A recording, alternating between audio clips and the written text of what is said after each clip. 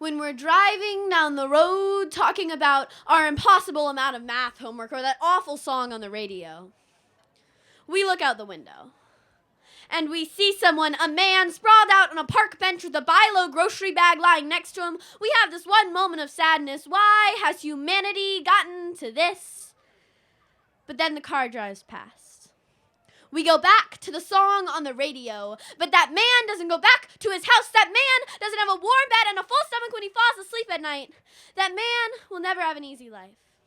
That man will never be like us.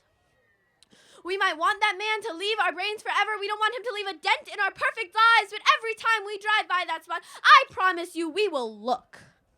And every time we are on that road, we will think. And every time we are in that section of town, we'll regret. So we flee. We flee until we find a place where that man stops chasing us. We flee because it's so much easier to run away than it is to help. We flee and we're happy. Because we flee to a place where tourists drive SUVs around town and shop all day, to a place where people marvel over fancy restaurants and beautiful views. When you ask someone to recall a trip to Asheville, they say they couldn't imagine a more picture-perfect town. But what they don't realize is that over 563 people are on the streets each night in Buncombe County. What they don't realize is that over 100,000 people in these picture-perfect mountains don't get 3 full meals a day. What they don't realize is that in Asheville, everybody has that moment.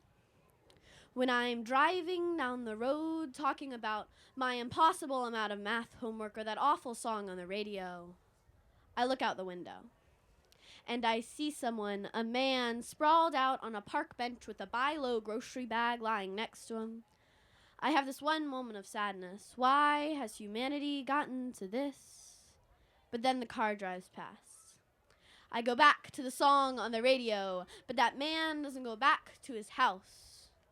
So what am I going to do about it?